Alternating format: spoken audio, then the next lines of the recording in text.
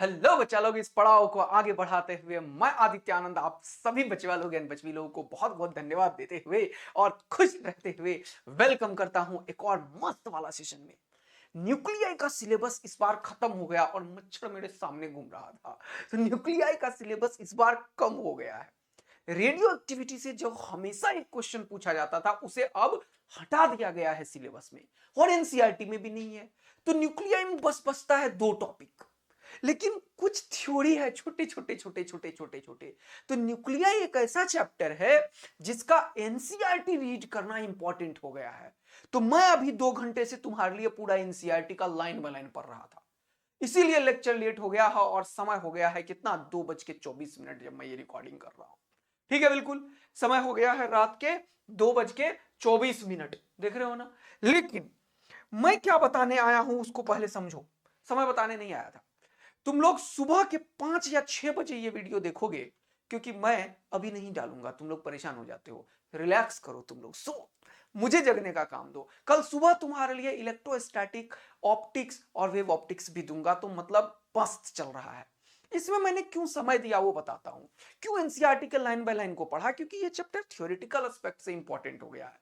Although इस chapter में एक बहुत इंपॉर्टेंट टॉपिक है बाइंडिंग एनर्जी, जिससे श्योर शॉर्ट क्वेश्चन आने का चांसेस है। लेकिन क्योंकि एक न्यूमेरिकल जो था वो रेडियो एक्टिविटी से हमेशा आता था और इस बार खत्म हो गया है, तो एक चीज है अल्फा बीटा गामा डी के एनसीईआरटी ने बस लाइन लिखा है।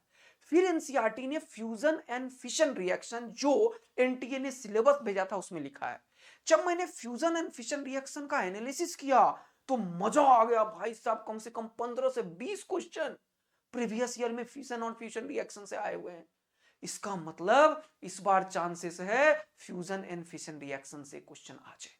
इस बार चांसेस है रेडियो एक्टिविटी को छोड़ के न्यूक्लियर के ऊपर फोकस कर दे। तो तुम लोगों को क्या करना होगा उसके लिए वो मैं लाया हूं, सारा तैयारी करके पूरा क्वेश्चन एनसीईआरटी सब। तो चलिए शुरू करते हैं। छोटा सा सेशन रखेंगे लेकिन कंप्लीट पैकेज देंगे कि कहीं से पूछ बेटा कहां क्वेश्चन परसों, लेकिन आएगा तो यहीं से बेटा, मतलब तुम्हारे लिए कल। चलो तो शुरू करते हैं बेटा। विजय रथ में अपन मेहनत करते हुए न्यूक्लियाई के ऊपर लेक्चर। और न्यूक्लियाई में अपन सबसे पहले पढ़ेंगे कि न्यूक्लियर मास क्या होता है, फिर पढ़ेंगे न्यूक्लियर चार्ज क्या होता है, फिर पढ़ेंगे न्यूक्लियर रेडियस क्या होता है। इन तीनों को पढ़ने से पहले मैं तुम्हें थोड़ा सा कहानी बताना चाहता हूं कि हमारे पास अभी तक जो हमने पढ़ाई की थी वो एटॉम का किया था। अब हम न्यूक्लियस के अंदर एंटर कर गए। अब हम न्यूक्लियस के अंदर एंटर किए हैं यहां पे। तो ये एटॉम का रेडियस है, लेकिन अब हम चाहते हैं न्यूक्लियस। न्यूक्लियस में क्या होता है? न्यूक्लियस में होता है proton neutron proton neutron proton neutron proton, ऐसे। इसको न्यूक्लियॉन्स भी बोलते हैं। क्या बोलते हैं? न्यूक्लियॉन्स। यानी कि जो नेट मास होता है न्यूक्लियस का, वो बिकॉज ऑफ प्रोटॉन का मास और न्यूट्रॉन के मास के चलते ही होता है। क्योंकि प्रोटॉन का मास और न्यूट्रॉन का मास लगभग लगभग बराबर होता है। कितना होता है किसी को याद है? 1.67 इंटू एक का, अच्छा एक बड़ा इंपॉर्टेंट, एक का होता है 1.672 इंटू 10⁻⁻27 kg। किसका होता है जानते हो? ये होता है प्रोटॉन का। न्यूट्रॉन का मास इससे थोड़ा ज्यादा होता है, जानते हो कितना ज्यादा? 1.674। देखो कितना अंतर हुआ। तो न्यूट्रॉन थोड़ा हैवी होता है, लेकिन कितना हैवी है भैया? ये भी -7 है, ये भी 1.67, तीसरे नंबर पे चेंज हुआ है। इसीलिए हम इन दोनों का मास लगभग बराबर मानते हैं। ये बात समझ गया? तो अगर मैं बोलूं इन दोनों का मास m के बराबर है, तो इस न्यूक्लियस में एक चीज होता है एटॉमिक मास नंबर। क्या होता है बेटा? Atomic mass number. क्या होता है बेटा? एटॉमिक मास नंबर A, जो होता है number of proton plus number of neutron के सम के बराबर। और एक होता है इसके अंदर प्रोटॉन की संख्या, वो एटॉमिक नंबर के बराबर होता है, क्योंकि न्यूट्रल एटॉम में ऐसा होता है। Number of proton atomic number Z के बराबर होता है। ये भी कहानी समझ में आ गया?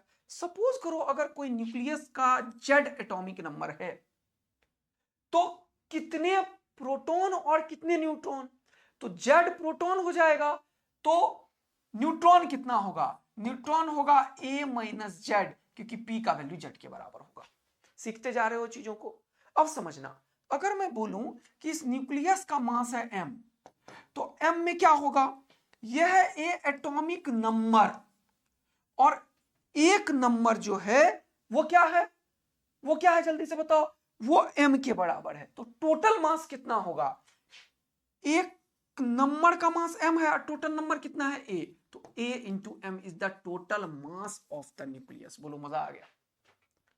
अगर मैं बोलूं कि ये न्यूक्लियस में, अगर इस न्यूक्लियस का मुझे निकालना हो, सपोज करो डेंसिटी, मुझे निकालना है न्यूक्लियस का क्या, देखो बेटा डेंसिटी, तो मैं क्या निकालूंगा जल्दी से बताओ, डेंसिटी निकालना है तो मैं क्या निकालूंगा, इसका मुझे क्या निकालना है, न्यूक्लियर डेंसिटी सपोज करो, चौथे नंबर वाला चीज, तो मैं क्या लिखूंगा, तुम लोग जल्दी से बताओ। सर आप लिखोगे मास टोटल बाय वॉल्यूम। अब हम क्या जानते हैं कि मास जो है वो m इंटू ए के बराबर है और वॉल्यूम 4/3 r क्यूब के बराबर है। ये क्या कर दिया सर, 4/3 पाई आर क्यूब के बराबर है। ये क्या कर दिया सर, क्योंकि न्यूक्लियस स्फेरिकल इन नेचर है बेटा, तो स्फीयर का वॉल्यूम क्या होता है 4/3 पाई आर क्यूब। अब ये आर क्या है, ये न्यूक्लियस का रेडियस है बेटा, ये रेडियस है न्यूक्लियस का। क्या ये रेडियस के बिना ये हो पाएगा, नहीं, तो हम पढ़ना चाहते हैं न्यूक्लियर रेडियस। तो एनसीईआरटी में लाइन है कि nuclear radius is given by R is equal to R naught A का power 1/3, where R naught is, NCERT बोलती है 1.1 फेम्टोमीटर। फेम्टोमीटर का मतलब होता है 10 का पावर -15 मीटर। न्यूक्लियस का साइज कितने का होता है, फेम्टोमीटर के रेंज का होता है। जहां पे ए क्या है, एटॉमिक मास नंबर, ए क्या है, एटॉमिक मास नंबर। तो अगर मुझे वॉल्यूम निकालना है तो क्या करूंगा मैं, इस रेडियस को क्या लिखूंगा मैं, आर नॉट ए का पावर 1/3। जब इसको मैं सॉल्व करूंगा ये वैल्यू रख के यहां पे, तो ये हो जाएगा mass into A divided by 4 पाई इसका क्यूब, तो हो जाएगा आर नॉट का क्यूब इंटू ए, और ये 3 ऊपर चला जाएगा। बोलो तो ये ए और ए कैंसिल आउट हो जाएगा, इसमें देखो 3m/4 pi are not cube है। ये आर नॉट एक कांस्टेंट है, पाई एक कांस्टेंट है, 4 एक कांस्टेंट है, 3 एक कांस्टेंट है, m जो प्रोटॉन या न्यूट्रॉन का मास है वो कांस्टेंट है। मतलब किसी न्यूक्लियस का डेंसिटी जो है वो कांस्टेंट होता है। One of the most important topic जिससे कि क्वेश्चन आता है। It is independent of atomic number. ये क्या है, इंडिपेंडेंट ऑफ एटॉमिक नंबर है। क्या है ये, इंडिपेंडेंट ऑफ एटॉमिक नंबर है। सर मजा दिला दिया। यानी कि न्यूक्लियस का जो डेंसिटी है वो सबका बराबर है। जैसे कॉपर का डेंसिटी सेम, सोडियम का डेंसिटी सेम, आयरन का डेंसिटी सेम। अरे बाप रे, यानी कि इसका रेशियो कभी पूछेगा तो क्या बोलोगे, 1:1:1। बहुत इंपॉर्टेंट टॉपिक बता दिया मैंने तुम्हें यहां पे। अच्छा अब पॉइंट आता है, क्या तुम्हें मास ऑफ द प्रोटॉन और न्यूट्रॉन पता है, बत लिख दिया अभी। 3 पता है, पाई पता है, आर नॉट का वैल्यू 1.1 फेम्टोमीटर सब पता है। जब इसको सॉल्व करते हैं तो जानते हो क्या आता है, ये डेंसिटी आता है 10 का पावर 17 केजी पर मीटर क्यूब। अरे ये सॉल्व हो गया ना, इसका वैल्यू अभी ऊपर लिख रखा हूं 1.67 इंटू 10 का पावर -27, या आर नॉट का 1.1 इंटू 10 का पावर 15 का होल क्यूब, पाई का वैल्यू 22/7 या 3.14। सॉल्व हो जाएगा ना। तो ये सॉल्व करोगे तो 10 का पावर 17, तुम्हें पता चल रहा है कितना खतरनाक है ये। तुम्हें ऐसे नहीं पता चलता है, देखो खतरनाक, 1 2 3 4 5 6 7 8 9 10 11 12 13 14 15 16 17। ओ भाई साहब, इतना केजी 1 मीटर, 1 मीटर कितना होता है, इतना, इतना बड़े वॉल्यूम का इतना मास है। ये डेंसिटी बहुत ज्यादा है, बहुत ज्यादा है भाई साहब। इसीलिए भगवान ने एटॉम वगैरह का साइज इतना छोटा बनाया है। यदि एटॉम का साइज इतना भी बड़ा होता ना, तो 2 ग्राम सोडियम जो तुम उठा के ले आते थे उसके लिए 20 आदमी लगता। चलो सोडियम उठा के ले चलते हैं, क्योंकि उसकी डेंसिटी इतना खतरनाक है। अगर वो इतना छोटा बॉल भी सोडियम का बन जाए तो तुम उठा ही नहीं पाते। इसीलिए एटॉम का साइज इतना छोटा रखा है कि इसका वॉल्यूम ही कम है, इसीलिए मास कम आ जाएगा। देखो भगवान ने कितना सोच समझ के चीजों को बनाया है। ईश्वर तो हमेशा एकदम सर्वश्रेष्ठ उत्कृष्ट चीज करता है। मजा आया बेटा। तो डेंसिटी जो है वो क्या है 10 का पावर 17 kg, बहुत ज्यादा है और ये कांस्टेंट है। पहला ज्ञान मैंने लिया। दूसरा ज्ञान, ये जो रेडियस है ये याद रखेंगे। और न्यूक्लियर चार्ज का मतलब सिर्फ charge of the proton, contains proton. तो इसमें सिर्फ प्रोटॉन का चार्ज है और प्रोटॉन का चार्ज जो होता है वो इलेक्ट्रॉन के ही बराबर होता है, बस प्लस में होता है। तो 1.6 इंटू 10 का पावर -19 कूलम। ओके, तो ये कैसा होगा, नेट पॉजिटिव चार्ज इसमें होता है। तो मास बता दिया, इसको पढ़ लेना। अब एक बहुत इंपॉर्टेंट चीज है मास को लेके, यहां पे हम डिफाइन करते हैं 1 AMU, एटॉमिक मास यूनिट, या फिर 1U। ये क्या होता है, 1/12 ऑफ 1 C12 एटॉम। कार्बन 12 का जो आइसोटोप्स है उसका जो मास है उसका 1/12 को करते हैं डिवाइड, तो 1 AMU के बराबर होता है। जानते हो जब कार्बन 12 को 1/12 करते हैं तो क्या आता है, ये लगभग प्रोटॉन के मास के बराबर आता है। ये सब कितना जबरदस्त खेल ईश्वर ने रच रखा है, देखो। ये लगभग मास ऑफ प्रोटॉन के बराबर होता है, मास ऑफ न्यूट्रॉन के बराबर होता है। क्या, 1U का जो वैल्यू है।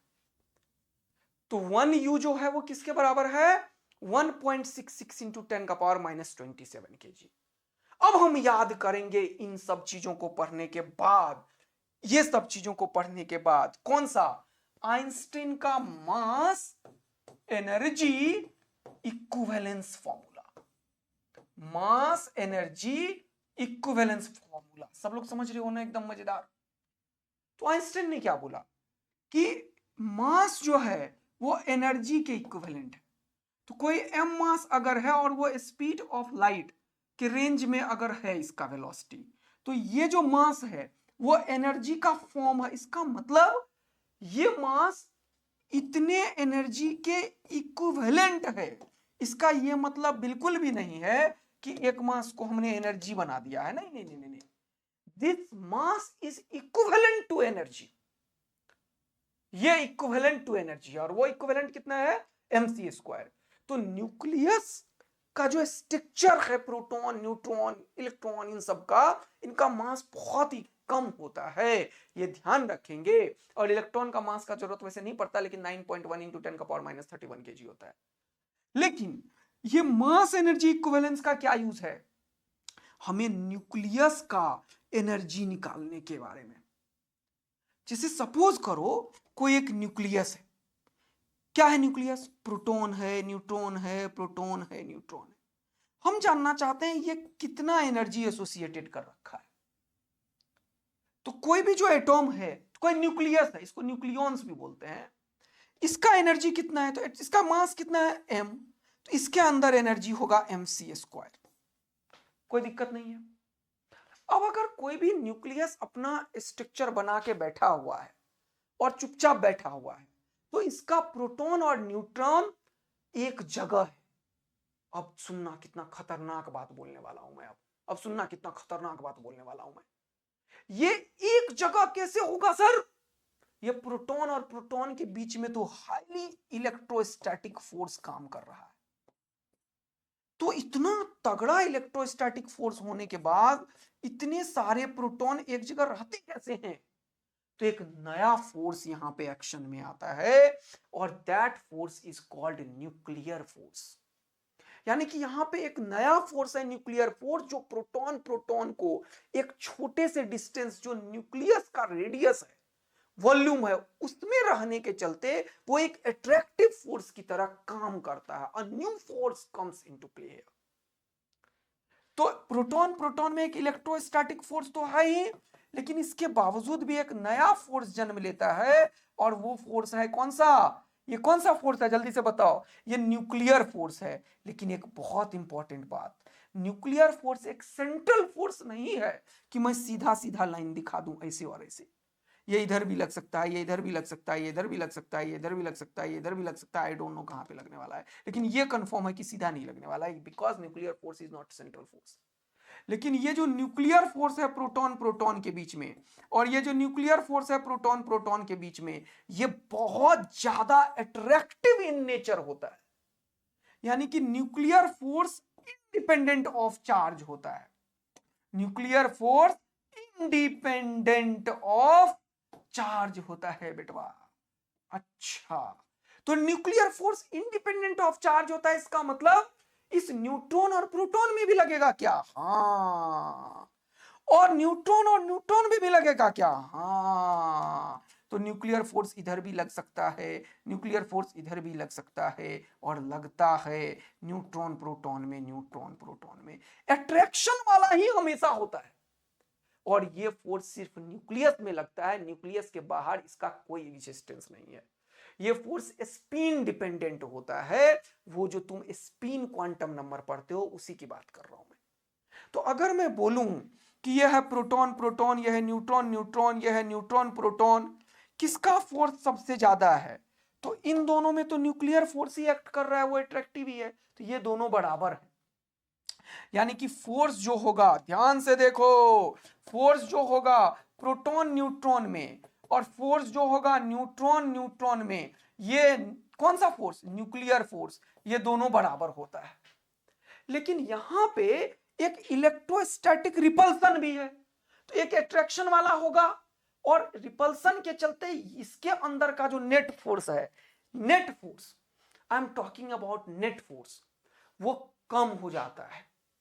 इसके अंदर नेट फोर्स, इसके अंदर नेट फोर्स दोनों बराबर है, लेकिन इसके अंदर ये अट्रैक्शन में ये कम हो जाता है।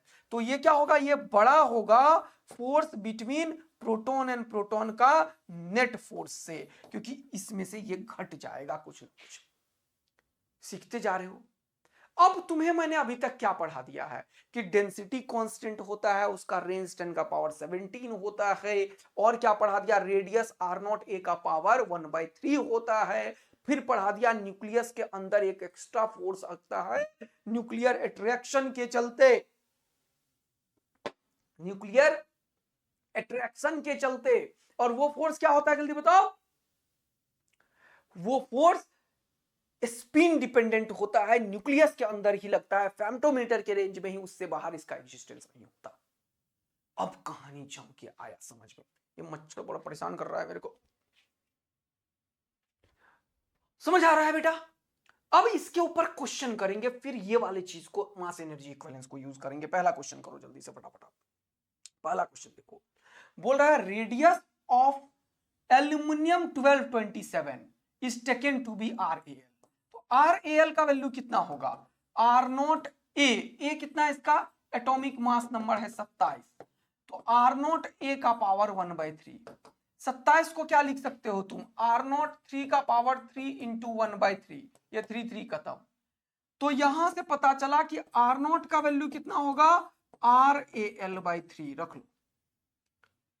यही हुआ, यही फॉर्मूला पढ़ा था, radius is equal to R0 A का पावर 1/3 इज RAL।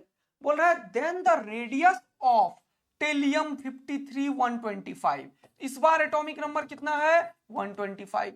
इसका रेडियस क्या होगा?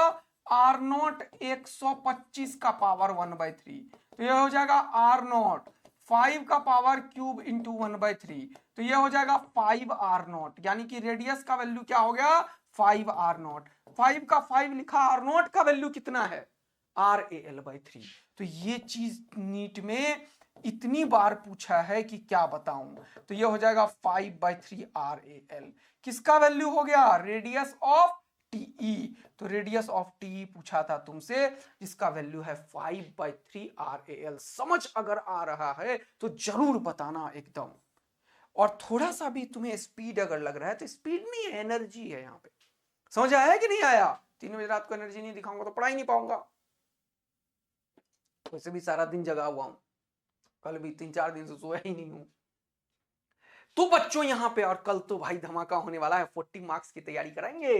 पूरा electric charges and field, electric potential and capacitance, ray optics पूरा, वेव ऑप्टिक्स पूरा, और 40 मार्क्स का तैयारी उधर। और फिर मैकेनिक्स का थोड़ा थोड़ा जहां जहां से क्वेश्चन आता है 11th का, तो समझ लो कल 5 बजे तक हो जाएगा खल्लास। उसके बाद चुपचाप सो जाना तुम लोग को। तुम लोगों को 7 बजे, अच्छा 7 बजे तुम लोगों से मैं बात करना चाहता हूँ पर्सनली, कुछ कुछ ग्रुप्स में। तो मैं चाहता हूँ जूम सेशन 10 मिनट का ले लें, और तुम लोग खुश रहो यार, बहुत बढ़िया दिन आने वाला है तुम्हारा, इसी दिन का तो इंतजार था। खुश हो जाओ, all with a smile on face, खुश हो जाओ, एनर्जी आएगी। ठीक है, तो चलो कल बात करेंगे इसके बारे में, पहले इसको खत्म करते हैं जल्दी से। ये क्वेश्चन याद रखना है। अगला क्वेश्चन देखो, बोल रहा है nuclear radius of aluminium is 3.6। तो एल्यूमिनियम क्या हो जाएगा, आर नॉट 27 मतलब 3 का पावर 3 इंटू 1/3, ये कितना है 3.6 फर्मी। वही फेम्टोमीटर को फर्मी भी बोला जाता है, याद रखना। तो ये 3 खत्म, तो 3 आर नॉट का वैल्यू है 3.6, तो आर नॉट का वैल्यू क्या हो गया 3 1 जा 3 3 2 जा 6, 1.2 फर्मी। अब बोला then the approximate nuclear radius of copper. तो कॉपर का क्या लिखोगे, आर नॉट, इसको क्या लिखोगे 4 का क्यूब इंटू 1/3, ये ए है। अरे ये तो सिखाया R is equal to R naught A का पावर 1/3, इससे खूब क्वेश्चन आता है नीट में, ध्यान से देखो। तो R is equal to R naught, A क्या है एटॉमिक मास नंबर कितना है 64, ऊपर रहता है एटॉमिक मास नंबर। कोई भी न्यूक्लियस अगर एक्स है तो ऊपर में एटॉमिक मास नंबर होता है, नीचे एटॉमिक नंबर होता है। तो ये 64 को मैंने 4 इंटू 4 इंटू 4 लिख लिया, परेशान तो नहीं हो रहे हो। तो 4 का पावर 3, ये खत्म, तो ये कितना हो गया 4 आर नॉट। तो 4 आर नॉट का वैल्यू है, तो 4 और आर नॉट का वैल्यू 1.3, तो ये कितना हो जाएगा 12 4 जा 48, तो 4.8 फर्मी। किधर है आंसर, ये वाला आंसर करो टिक, सीखते जा रहे हो। अगला क्वेश्चन देखो, बोल रहा है the nuclei have their mass number in the ratio 1:3। ये मास नंबर का रेशियो है A1 और A2 का। The ratio of their nuclear density, मैंने सिखाया न्यूक्लियर डेंसिटी तो क्या था 3m/4 pi into R naught का cube. This is independent of atomic number. ये तो इंडिपेंडेंट है, इसका मतलब एटॉमिक नंबर पे डिपेंड ही नहीं करता है। ये रेशियो सबका बराबर होता है, कांस्टेंट होता है, तो रेशियो 1:1 हो जाएगा, क्योंकि सबका डेंसिटी सेम होता है। मजा आ गया इन क्वेश्चंस में। तो देखो 2023 में अब कुछ क्वेश्चन तुम्हारे लिए, ये वाला देखो, जैसे कि तो ये अभी तुरंत सिखाया है तुम्हें कि एल्यूमिनियम 27, इसका रेडियस क्या निकाला था अभी, R is equal to R naught into A का पावर 1/3। तो ये हो गया 27 को क्या लिखोगे 3 इंटू 3 इंटू 3, तो ये क्या हो गया 3 R naught is equal to R, बोलो मजा आया, इज 3.6। तो ये किसके बराबर है 3.6 के। तो 3 से ये कितना निकला, आर नॉट का वैल्यू 1.2 फर्मी। बोल रहा है देन द टेलियम का बताओ। तो टेलियम का निकाल लो, अभी वही तो पढ़ाया था अभी तुरंत, 5/3 इंटू आर एल्यूमिनियम। तो 5/3 इंटू आर एल्यूमिनियम कितना है 1.2, तो ये कितने में गया 3 4 जा, तो 5 4 जा 20, तो कितना हो गया 2। कुछ गड़बड़ कर दिया, देख लेना, कहां से देख लेना सर, ये रहा देखो, अभी तुरंत तो बताया था ना, यही तो है। आर एल्यूमिनियम 27 वाला है और पूछा किसका टेलियम का, तो आर नॉट का वैल्यू उठाया था मैं, आर नॉट का वैल्यू उठा के यहां रख दिया था, तो हो गया आर टेलियम कितना 5/3 RAL। उसी को यूज कर लो ना डायरेक्ट, आधा सॉल्यूशन यहां पे है इसका 5/3 RAL, तो आधा सॉल्यूशन यहां पे है इसका, तो इसको ऐसे यूज करो 5/3 RAL, सीधा आंसर पीछे वाले से 5/3। लेकिन तुमको याद थोड़ी रहेगा, तो तुम सॉल्व करना जैसे सिखाया है अभी तुरंत, आर नॉट ए का पावर 1/3 से इसको इसके बराबर कर देना, फिर आर नॉट का वैल्यू निकाल देना, या आर जो भी आर नॉट का वैल्यू निकालना उसको उठा के यहां लिख देना। तो ये बोल रहा है radius of aluminium has nuclear radius 3.6, यानी कि आर एल का वैल्यू कितना दिया इसने, जल्दी बताओ 3.6। तो क्या हो जाएगा मेरे प्यारे दोस्त, 3 से 3 1 जा 12, 12 5 जा 60, तो हो जाएगा 6.0 फेम्टोमीटर। क्या सीख रहे हो, क्या डेंसिटी वाला अगर कोई क्वेश्चन नीट वाला पूछता है तो कर लोगे, एक क्वेश्चन की तैयारी खत्म, डेंसिटी वाला कर लोगे। जैसे कि एक दो और क्वेश्चन इस बार 2024 में पूछा, देखो ध्यान से, एक क्वेश्चन इस बार 2024 में पूछा, ये देखो क्वेश्चन, कौन सा क्वेश्चन है सर, इसे 1 मिनट रुको तुरंत दिखाता हूं, कहां पे पूछा 2024 में। जैसे ये क्वेश्चन देखो, ये क्वेश्चन देखो, बोल रहा है nucleons separation is 1 fermi, femtometer को ही fermi, the net force between them is F1 if both are neutron, neutron का फोर्स F1 है, F2 if both are proton, यानी कि F2 सबसे छोटा होगा, प्रोटॉन का फोर्स सबसे छोटा है, अभी बताया था मैंने। and F3 if one is proton and other is neutron। तो दोनों न्यूट्रॉन वाला जो है वो और प्रोटॉन न्यूट्रॉन वाला दोनों बराबर था और ये इससे बड़ा था। किधर है ऑप्शन? F1 बराबर F3 is greater than F2। ऐसे क्वेश्चन आ सकता है। अगला देखो, ये जेई मेन में इस बार पूछा है क्वेश्चन, पढ़ो देख के। Radius r of the nucleus of mass number a can be estimated as the formula r is equal to r naught a का पावर 1/3। ये तो सिखाया है। It follows that mass density of the nucleus density कितना होगा, तो बताया था अभी तुरंत निकाल के कि मास डेंसिटी 10 का पावर 17 का रेंज का होता है। सीधा क्वेश्चन पूछ रहा है, देखो कहां पे पूछ रहा है सर, जेई मेन में, तो नीट में क्यों नहीं आएगा, एनटीए तो पेपर बनाती है। अगला देखो, तो इस तरीके का कोई भी क्वेश्चन आएगा, फोड़फा डालोगे, तोड़ता डालोगे। हाँ सर बहुत करा दिया क्वेश्चन। अब दूसरा टॉपिक जो मैं पढ़ाना शुरू किया था, कौन सा चीज, न्यूक्लियर फोर्स, इसके बारे में बात करते हैं।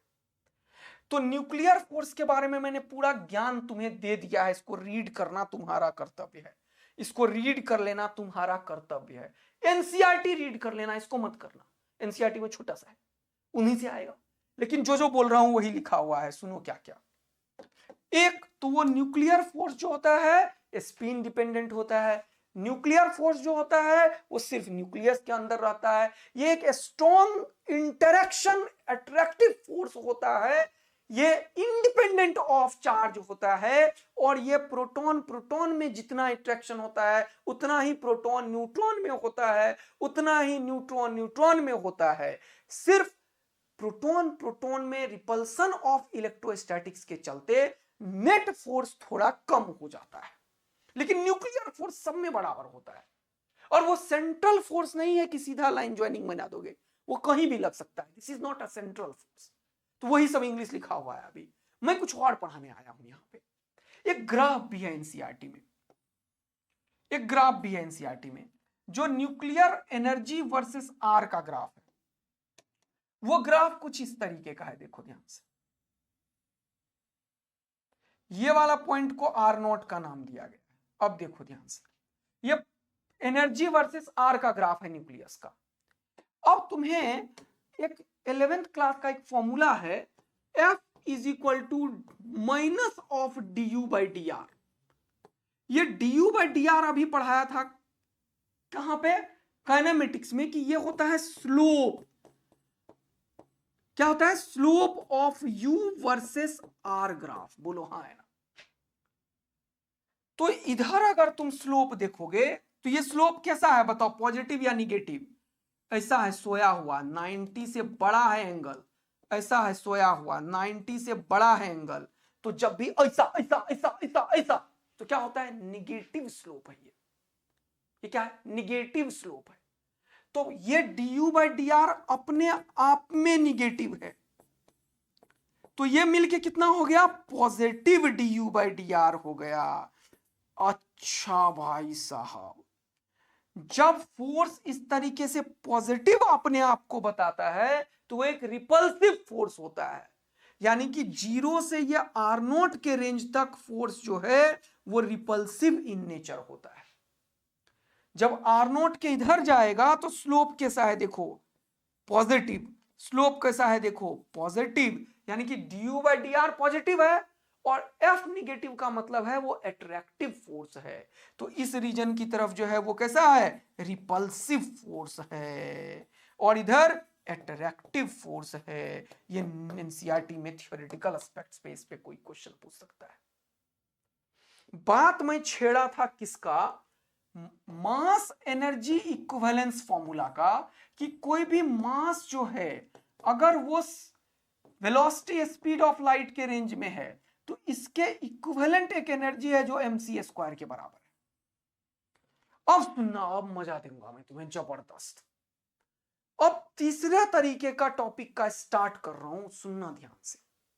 सपोज करो कि मेरे पास एक न्यूक्लियस है जिसमें proton neutron proton proton neutron neutron neutron proton neutron proton neutron है।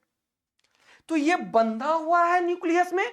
खास अगर मेरा मकसद है कि मैं इन सारे न्यूट्रॉन को इन्फिनिटी पे भेज दूं, मतलब फ्री कर दूं, तो कोई चीज फ्री है इसका मतलब क्या, उसके पास ज्यादा एनर्जी है।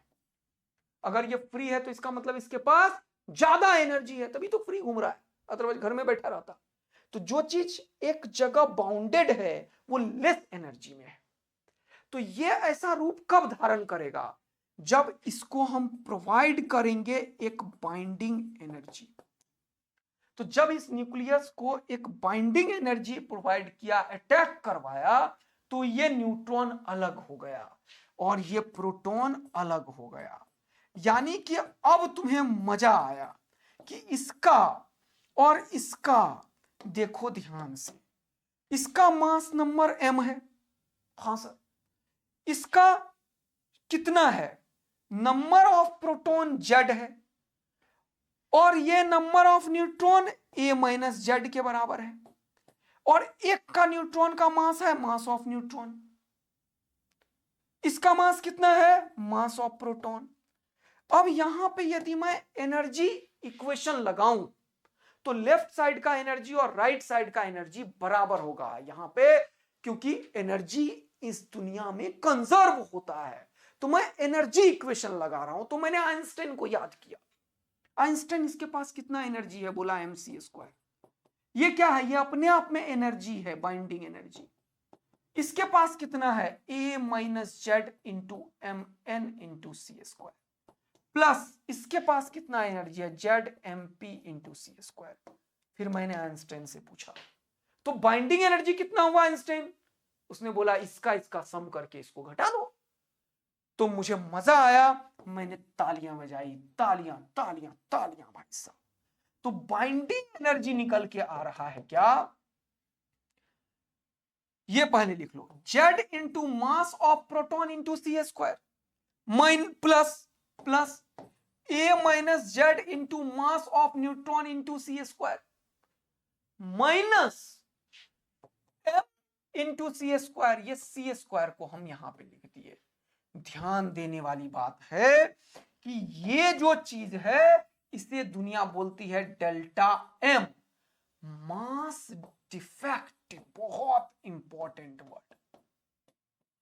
तो बाइंडिंग एनर्जी में एक नया रोल आया, मास डिफेक्ट। ये क्या है, एक्चुअल में ये डिफरेंस इन मासेस है। यहां पे जो न्यूक्लियस का टोटल मास है और यहां पे जो न्यूट्रॉन का मास है और प्रोटॉन का मास है, वो दोनों सम इसके बराबर नहीं होता है, क्योंकि यहां पे मास एनर्जी के इक्विवेलेंट है। तो इस प्रोसेस में ये जो एनर्जी यूज हुआ है, वो एनर्जी यूज होने के चलते इसका एनर्जी जो है वो बढ़ा हुआ है दोनों का। तो इस दोनों का एनर्जी इसके एनर्जी के बराबर होगा ही नहीं, उसमें ये मिलाने के बाद होगा। इसीलिए हमेशा ऐसे सिचुएशन में, न्यूक्लियर रिएक्शन में एक मास डिफेक्ट आता है। और वो कितना डिफेक्ट आता है, जितना एनर्जी इस प्रोसेस में लगता है इस न्यूक्लियस को ब्रेक करने में। तो इसी को हम बोलते हैं बाइंडिंग एनर्जी। तो अब हमारे पास एक और चीज आया, बाइंडिंग एनर्जी। ये क्या होता है, मास डिफेक्ट इंटू c²। तो इसके ऊपर नीट में 2 बार क्वेश्चन पूछा है। अगर इसी में मैं एक और काम करूं, मैं तुमसे पूछूं ये m कितना होगा, तो ये c² से इसको पहले डिवाइड करोगे, फिर क्या करोगे, फिर इस m को इधर करोगे, इसे इधर करोगे, तो निकल जाएगा m। तो ये दोनों क्वेश्चन नीट में पूछा। देखो जल्दी से दोनों क्वेश्चन करवाता हूं पहले, उसके बाद कुछ और करेंगे। सबसे पहले क्वेश्चन ही तो है जो नीट में नहीं होता है तुमसे। देखो पहली बात तो ये पढ़ो, बोल रहा है कोई एक XAZ है जिसका मास रिप्रेजेंट हो रहा है m से, mp प्रोटॉन है, mn न्यूट्रॉन है, तो मास ऑफ प्रोटॉन एंड न्यूट्रॉन। बोल रहा है बाइंडिंग एनर्जी कितना होगा, तो बाइंडिंग एनर्जी अभी तुरंत पढ़ाया, ZMP a minus Z into mn minus m into c²। तो यही आंसर हो गया, सीधा आंसर, यही तो पढ़ाया। इसके पहले एक और क्वेश्चन था, m का वैल्यू बताओ, तो वही binding energy divided by c² करोगे ना यार, ये नीचे आएगा c², फिर ये m इधर आएगा और ये उधर जाएगा, इन दोनों के सम में बाइंडिंग एनर्जी बाय c²। तो इन दोनों के सम में बाइंडिंग एनर्जी बाय c², इसमें भी है इसमें भी है, लेकिन माइनस वाला होगा, तो यही आंसर हो गया। क्या ये दोनों क्वेश्चन तुम लोग फोड़ दोगे तो जल्दी से आग और भी बरसा दो। अब कहानी बहुत अच्छे से सीखना है, अब कहानी बहुत अच्छे से सीखना है, ध्यान देने वाली बात है, ध्यान देने वाली बात है। यानी कि कभी भी सर अगर हमें बाइंडिंग एनर्जी निकालना है तो हम करेंगे क्या सर, हम क्या करेंगे सर, हमें ये बताइए आप कि कभी भी अगर बेटा बाइंडिंग एनर्जी निकालना है तो क्या करेंगे, ये बताइए सर आप सबसे पहले। तो हम करेंगे क्या, हम मास डिफेक्ट निकालेंगे और उसको सी स्क्वायर से मल्टीप्लाई कर देंगे, वो बाइंडिंग एनर्जी निकाल के हमें दे देगा। कोई दिक्कत नहीं है क्या, कोई दिक्कत नहीं है। अब अभी जो थोड़ी देर पहले 1U पढ़ाया था उसका वैल्यू होता है 931.5 मेगा इलेक्ट्रॉन वोल्ट। ये क्या है, 931.5 मेगा इलेक्ट्रॉन वोल्ट पर सी स्क्वायर।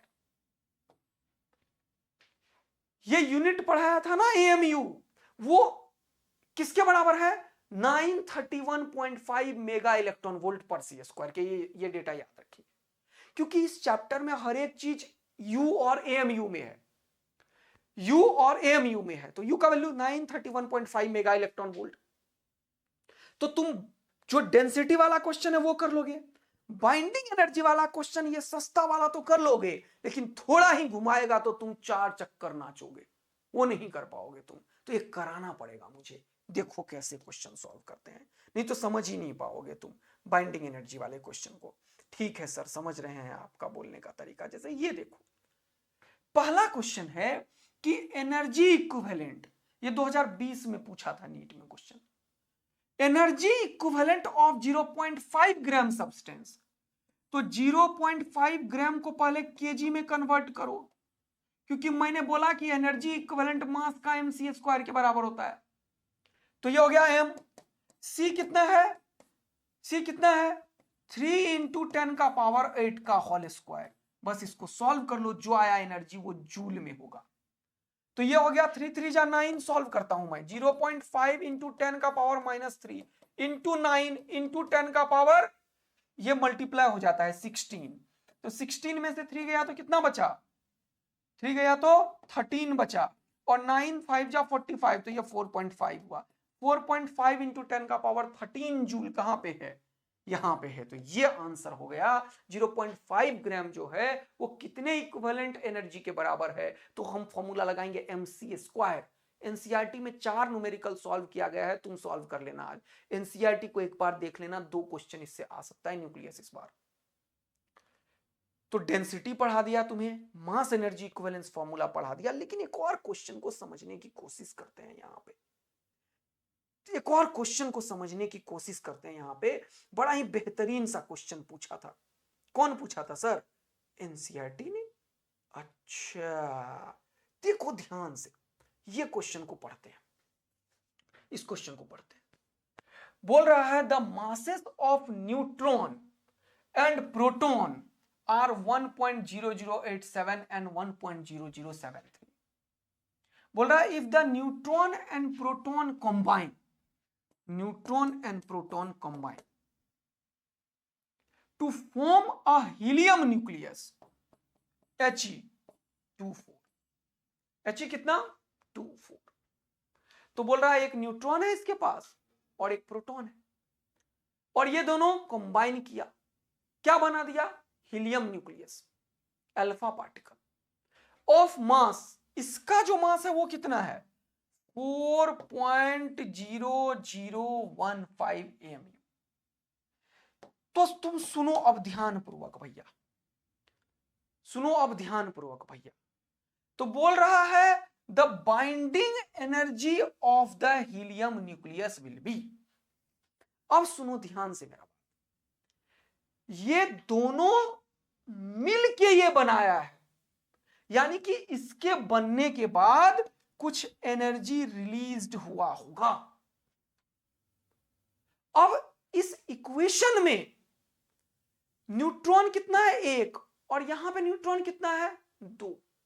क्यों पता, कैसे पता सर, ये ए है 4 और यहां पे प्रोटॉन है 2, तो न्यूट्रॉन कितना हो गया 2। हाँ सर, ए है 4 तो न्यूट्रॉन कितना हो गया 2, तो इधर तो एक ही है, तो इसको बैलेंस खुद करना पड़ेगा, 2 न्यूट्रॉन और 2 प्रोटॉन मिलके ये बनेगा।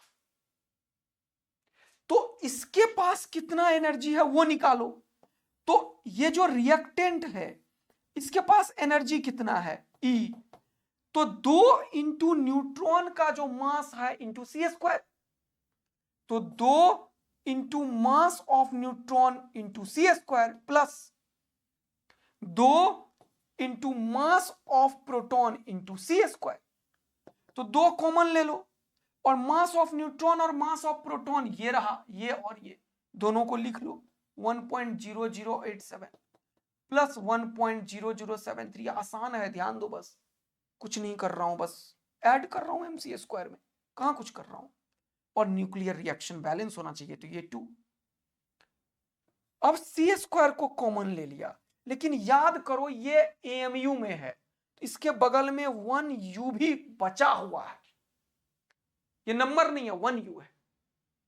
तो अभी पढ़ाया था मैंने, इसको जब सम करेंगे तो क्या होगा जल्दी से देखेंगे आप लोग। 2 तो है ही सर, ये 7, 4 यहां पे, 4 यहां पे, 7 और 3 0, अरे 7 और 3 10 हुआ ना, बचा 1, 7 और 8 15 और 1 16 का 1 बचा 1, 0 0 बचा 1, 0 0 0 और पॉइंट देके 1 और 1 2। बोलो मजा आया क्या? तो 2.0160 निकल गया इंटू C²। और अभी सिखाया मैंने 1U का वैल्यू होता है 931.5 मेगा इलेक्ट्रॉन वोल्ट पर C²। तो ये C² और ये C² हमेशा खत्म हो जाता है, इसीलिए ये वैल्यू इतना बढ़िया बनाया गया है। तो 1U का वैल्यू हमेशा होता है 931.5 मेगा इलेक्ट्रॉन वोल्ट पर C²। तो जब तुम इसको मल्टीप्लाई करो तो 2 2 जा 4, इधर से करो, 2 1 जा 0, 6 4 जा, जल्दी बताओ, 6 4 जा 4 बचा 2, 2 1 जा 2 और 2 कितना हुआ 4। सही कर रहा हूं ना, कुछ गलत कर रहा हूं क्या? 0 4.0320 इंटू 931.5 मेगा इलेक्ट्रॉन वोल्ट हो गया ये। बोलो हाँ है ना। अभी क्या पढ़ाया था मैंने भैया, बाइंडिंग एनर्जी क्या होता है, डेल्टा M इंटू C²। यही तो मैंने निकाला, ये पहले वाले का एनर्जी निकाला है, और दूसरे का एनर्जी क्या होगा, इसका एनर्जी कितना होगा, ये जो प्रोडक्ट बना है उसका एनर्जी कितना होगा, ये है मास और यूनिट में है, तो यहां पे भी 931.5 मेगा इलेक्ट्रॉन वोल्ट हो जाएगा। देखो अब यहां पे है 4.0320 और यहां पे है 4.0015, मतलब ये इंडिपेंडेंट था इसीलिए इसका एनर्जी ज्यादा है। तो ये दोनों मिलके इसको बनाया स्टेबल और कुछ एनर्जी रिलीज कर दिया। आया मजेदार बात। तो ये एक बहुत ही बेहतरीन क्वेश्चन है जिसको मैं मजा दिला के पढ़ाता हूं बच्चों को। सुनना, 1 सेकेंड होल्ड करना, पेशेंस रखना, क्या बोलना चाह रहा हूं। अभी तुरंत मैंने सिखाया है तुम्हें कि बाइंडिंग एनर्जी का मतलब होता है अगर कोई स्टेबल न्यूक्लियस है तो उसको एनर्जी देना पड़ेगा तब ये टूट के ये बनेगा, और इसका रिवर्स ट्रू होता है अगर कोई चीज अलग अलग बैठा हुआ है, ऐसे neutron neutron neutron neutron neutron neutron, proton proton proton proton proton, free state में है कोई, और ये मिलके किसी एक स्टेबल न्यूक्लियस में आ गया, बंध गया, तो पक्का एक एनर्जी रिलीज करता है जिसे बाइंडिंग एनर्जी बोलते हैं। आया मजा तुम्हें ये लाइन सुन के? यही एनर्जी था, इसके पास ज्यादा एनर्जी है फ्री स्टेट में, इसके पास ज्यादा एनर्जी है फ्री स्टेट में, और ये जो बना वो कुछ एनर्जी रिलीज किया है, और वो एनर्जी ही बाइंडिंग एनर्जी है इस बार। अच्छा, अब आया मजा। तो अब एक बात बताओ यार, तुम सोच के बताना, अगर ये शुरुआत में मान लो M1 है, ये शुरुआत में मान लो M2 है, और ये दोनों मिलके बनाया M3, तो किसका मास ज्यादा होगा। इन दोनों को सम कर दो, m1 प्लस m2, और यह है m3। बताओ ये m3 जो है वो इन दोनों के सम से ज्यादा होगा या कम होगा, ये बताओ।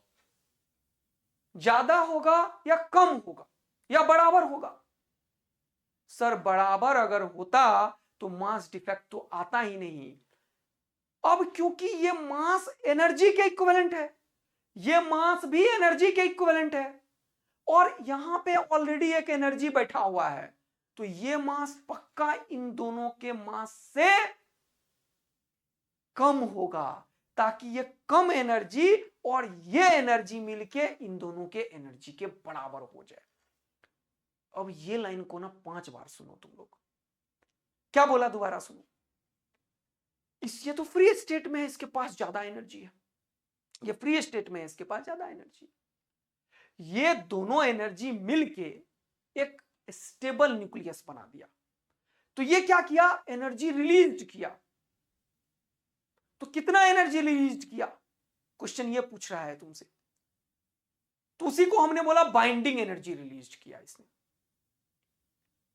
तो क्या करेंगे अपन ऐसे सिचुएशन में? सर इसका एनर्जी और इसका एनर्जी निकाल लिया और उसमें इसका एनर्जी को सब्ट्रैक्ट कर दिया, तो हमें क्या पता चल गया कि बाइंडिंग एनर्जी कितना है।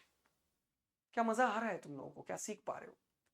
तो हमने बोला कि इसका मास जो है वो इक्विवेलेंट एनर्जी है, इसका मास जो है वो इक्विवेलेंट एनर्जी है, और यहां पे ऑलरेडी एनर्जी है, तो ये जो मास होगा इन दोनों के सम से छोटा होना चाहिए, तभी ये एनर्जी और ये एनर्जी मिलके इस एनर्जी के बराबर होगा, क्योंकि एनर्जी कंजर्वेशन तो चलेगा ही यहां पे।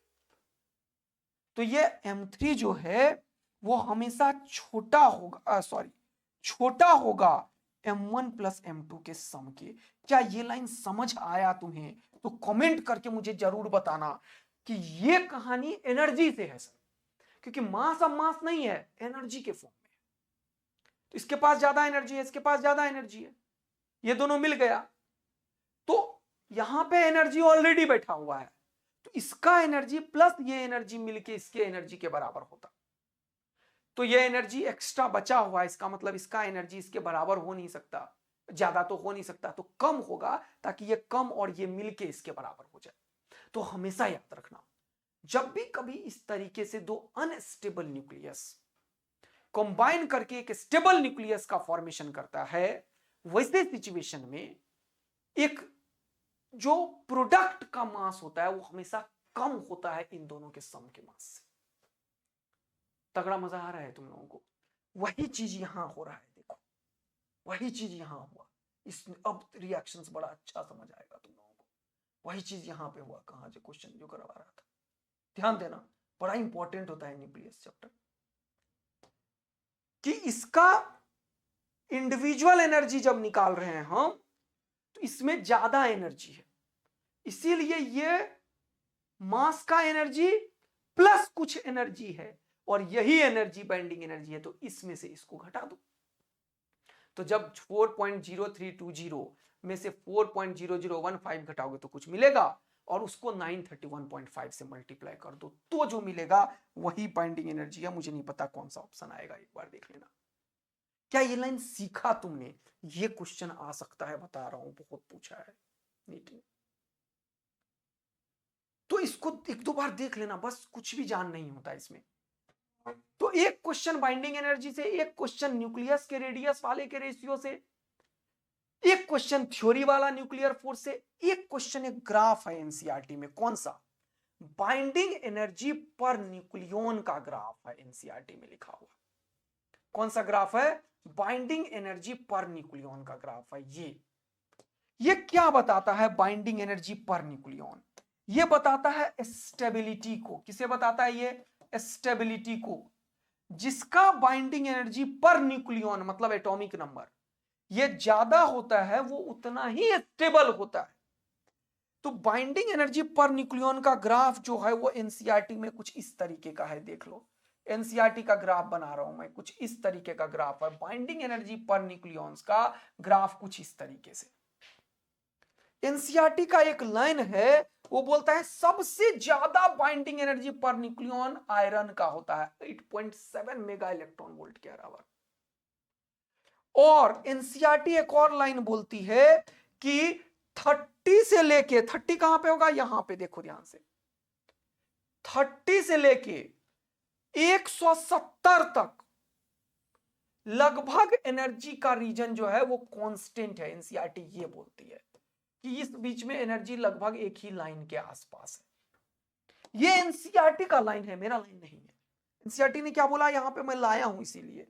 ये पे देखो, ये ग्राफ है एनसीईआरटी का, इसमें सबसे ऊपर पीक में आयरन है और एनसीईआरटी ने 3-4 पॉइंट लिखा हुआ है। कौन कौन सा ये पढ़ रहा हूं, लिखा है एनसीईआरटी ने, the binding energy per nucleon is practically constant. यही लाइन जेई मेन ने इस बार पूछा था, practically constant, that is practically independent of atomic number for the nuclei of middle masses 30 to 170। और ये क्वेश्चन अभी पूछा है एनटीए ने और स्टेटमेंट में पूछ दिया, इसीलिए इस चैप्टर को थियोरेटिकली पढ़ना बहुत जरूरत है। तो यहां से एक लाइन से क्वेश्चन बन सकता है और बन चुका है ऑलरेडी। समझ रहे हो कि नहीं तुम लोग? सबसे ज्यादा जो इस कर्व में बाइंडिंग एनर्जी है वो किसका है, A56 का, आयरन का है। 8.75 mega electron volt maximum binding energy है इस पॉइंट पे। तो ये दो चीज याद रखेंगे क्या, हाँ, और एक बार इन पॉइंट्स को पढ़ जरूर लेंगे, थ्योरी वाला क्वेश्चन आएगा यहां से। अब सुनो ध्यान से, पक्का बात, ये जो इधर आयरन है तो इधर छोटे छोटे न्यूक्लियस हैं, तो बाइंडिंग एनर्जी पर न्यूक्लियस जिसका कम होता है वो अनस्टेबल न्यूक्लियस होता है। और क्योंकि ये छोटे छोटे न्यूक्लियस है तो छोटा छोटा न्यूक्लियस मिल के एक न्यूक्लियस बनाता है जिसका बाइंडिंग एनर्जी पर न्यूक्लियन ज्यादा हो ताकि वो स्टेबल बने। तो इसीलिए जो सन है उसके अंदर फ्यूजन रिएक्शंस हो रहे हैं ताकि फ्यूज करके हीलियम बनता है, या हीलियम ही नहीं सिर्फ बनता है, कार्बन भी बनता है सन के अंदर। तो वो एक स्टेबल न्यूक्लियस बनाता है। तो लेस मास नंबर वाले 30 से कम वाले फ्यूजन रिएक्शन को शो करते हैं, और जो हैवियर मास वाला है जिसका बाइंडिंग एनर्जी पर न्यूक्लियॉन्स कम है ये भी ब्रेक होता है, फिशन होता है, टूटता है, और टूट के फिर ये भी चाहता है कि हम ज्यादा बाइंडिंग एनर्जी पर न्यूक्लियॉन्स वाले रीजन में चले जाएं। तो ये भी ब्रेक करके अपने आप को क्या बनाता है, स्टेबल न्यूक्लियस बनाता है। तो यहां से दो तरीके का रिएक्शन है, एक फ्यूजन रिएक्शन, एक फिशन रिएक्शन। अब इस पे जब मैंने देखा तो भाई साहब क्या क्वेश्चन पूछा हुआ था। तो ये नीचे मैंने कुछ कुछ पॉइंट्स लिए हैं, इसका पॉइंट से इंपॉर्टेंट है एनसीईआरटी का पॉइंट, देख लेना एक बार बच्चों, क्योंकि थ्योरी वाले क्वेश्चन आएंगे। इस क्वेश्चन को पढ़ो, बोल रहा है the binding energy per nucleon is practically independent of atomic number of mass number range 30 to 170। देखो कैसे एनसीईआरटी का लाइन छापा है जेई में, मेन में क्वेश्चन जो एनटीए बनाई है। तो एनसीईआरटी में, नीट में नहीं आ सकता है, बिल्कुल आ सकता है। तो ये लाइन बिल्कुल सही है। आया बचा, बोल रहा है nuclear force is short range force, ये भी सही है, लेकिन ये इसका कोई रीजन नहीं है। तो both the statement is true. तो ये आर बोल रहा है फोर्स, गलत। A and R true, but R is not the correct explanation of A। Answer क्या होगा, B। मजा आया तुम्हें? देखो ऐसे क्वेश्चन बनते हैं यहाँ पे थियोरेटिकल। अब मैं तुम्हें एक और बढ़िया और जबरदस्त चीज कराने के मूड में हूं। क्या सर? जब तुमने देखा कि यहाँ पे फ्यूजन एंड फिशन रिएक्शन की पॉसिबिलिटी है तो अब तुम्हें एनसीईआरटी पे फिर से ले जाऊंगा मैं। बस तुम्हारा 4 मिनट लूंगा अब, क्योंकि ये लाइन जो फिशन है इसमें तुम्हें ध्यान से देखना पड़ेगा एनसीईआरटी को, क्योंकि ये जो रिएक्शन है, ये जो रिएक्शन है, ये जो रिएक्शन है, इसमें से रिएक्शन सीधा उठ के एक बार आया था। कहां पे? नीट में क्वेश्चन, ये देखो 2020 में सीधा ये क्वेश्चन उठ के आ गया था कि when uranium isotopes is bombarded with a neutron, it generates krypton 3689 and 3 neutrons. तो जब भी कभी ऐसे तुम देखोगे तो ये बड़ा न्यूक्लियस है, तो इसको न्यूट्रॉन का बम्बार्डिंग करा करा के स्टेबल न्यूक्लियस बनाते हैं और इस प्रोसेस में बहुत सारा एनर्जी रिलीज होता है। तो फिशन कैसा प्रोसेस है? ये एक ऐसा प्रोसेस है जहां पे हम या तो न्यूट्रॉन या तो प्रोटॉन या तो अल्फा पार्टिकल से बॉम्बार्ड करा के इस हैवी न्यूक्लियस को, जिसका बाइंडिंग एनर्जी पर न्यूक्लियॉन्स कम होता है, उसे हम ब्रेक करा के बाइंडिंग एनर्जी पर न्यूक्लियॉन ज्यादा वाले एटॉम में बनाते हैं। तो ये 3 तरीके से एनसीईआरटी में ये लाइन लिखा हुआ है। तो ये क्वेश्चन तुमसे पूछा गया था अभी तुरंत कि जब यूरेनियम को एक न्यूट्रॉन से करते हैं तो 3 न्यूट्रॉन बनता है, क्रिप्टन 3689 बनता है, इसके साथ और क्या बनता है? बेरियम 56144। देखो यही ऑप्शन करना था, बेरियम 56144। देखो कितना इंपॉर्टेंट है, सीधा एनसीईआरटी से उठ के आ रहा है लाइन। मजा आ रहा है तुम लोगों को? कितना मेहनत किया हूं मैं इसके लिए, तुम्हें समझ आ रहा है? क्वेश्चन ढूंढा, क्योंकि इस बार मैंने जब एनटीए का देखा तो उसमें बस फिशन एंड फ्यूजन लिख रखा है, तो आ सकता है इससे क्वेश्चन बहुत बढ़िया। तो ये लाइन बहुत ही पावरफुल लाइन था जो मैंने तुम्हें अभी बताया है। अब इसने एक और लाइन बोला है बड़ा ही इंपॉर्टेंट यहां पे कि the energy released is Q value in the fission reaction of nucleus like uranium is of order of 200 mega electron volt पर फिशनिंग न्यूक्लियस। ये एनर्जी पूछ सकता है तुमसे कि फिशन रिएक्शन में कितना एनर्जी रिलीज होता है, तो 200 मेगा इलेक्ट्रॉन वोल्ट रिलीज हो रहा है। बात आ रहा है समझ में? एक ये रिएक्शन तीनों याद रखेंगे, उसके बाद एक ये रखेंगे कि 200 मेगा इलेक्ट्रॉन वोल्ट रिलीज होता है, उसका ये प्रूफ किया है 200 कहां से, तो ये याद नहीं रखना है। अब फिशन में इतना ही चीज है बस। अब फ्यूजन रिएक्शन में क्या है? इसमें 3-4 चीज है। फ्यूज मतलब छोटे छोटे अनस्टेबल न्यूक्लियस फ्यूज करके एक हैवी न्यूक्लियस बनाते हैं। तो यहां पे इस पेज में कुछ ज्यादा नहीं है, लेकिन इसका दूसरा पेज बहुत इंपॉर्टेंट है फिशन रिएक्शन के लिए। क्या वो पेज है मेरे पास या नहीं? अरे बाप रे, पेज है या नहीं? ये क्या है? है। इसमें 3 चीज बड़ा इंपॉर्टेंट है। पहला यहां पे ये वाला लाइन कि जब ये न्यूक्लियर रिएक्शन होता है, सुनना ध्यान से, तो 2 न्यूक्लियस को फ्यूज किया जाता है। अब ये फ्यूज किया जाता है मतलब मिलाया जाता है। अब ये 2 न्यूक्लियस को फ्यूज कराने के लिए हम क्या करते हैं? टेम्परेचर बढ़ाते हैं, टेम्परेचर बढ़ाते हैं, टेम्परेचर बढ़ाते हैं। इतना टेम्परेचर बढ़ाते हैं कि न्यूक्लियस में जो प्रोटॉन्स का इलेक्ट्रोस्टैटिक रिपल्सन है उसे ओवरकम कर पाए, तभी तो वो मिल पाएगा, एक बन पाएगा। क्योंकि पहले proton proton highly electrostatic repulsion होगा न्यूक्लियस के अंदर, 2 न्यूक्लियस के अंदर जब नजदीक जा रहा होगा ये, तो हाइड्रोजन और हाइड्रोजन दोनों में एक एक प्रोटॉन है, खतरनाक लेवल का रिपल्सन होगा। तो काइनेटिक एनर्जी होना चाहिए बहुत तगड़ा लेवल का कि कितना भी रिपेल करे तो भी ये दोनों मिल जाए। इसके लिए हम क्या करते हैं? बहुत ज्यादा गर्मी पैदा करते हैं, थर्मल एनर्जी। और यहां पे थर्मल एनर्जी का जो डेफिनेशन है जो मैं पढ़ाऊंगा केटीजी में, 3/2 केटी का एनर्जी होता है।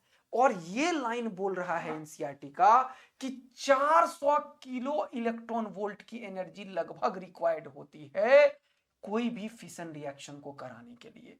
तो टेम्परेचर इससे निकाला गया है 3 × 10⁹ केल्विन। तो ये एक इंपॉर्टेंट लाइन मुझे लग रहा है जो पूछ सकता है यहां पे। बात समझ में आया? अब ये जो फ्यूजन होता है वो अचीव कराने के लिए टेम्परेचर को कितना रेज किया जा रहा है, देखो 10⁹ केल्विन तक। और ये जो प्रोसेस है, जो जब टेम्परेचर इतना केल्विन तक बढ़ाया जाता है, इसी को बोलते हैं thermonuclear fusion.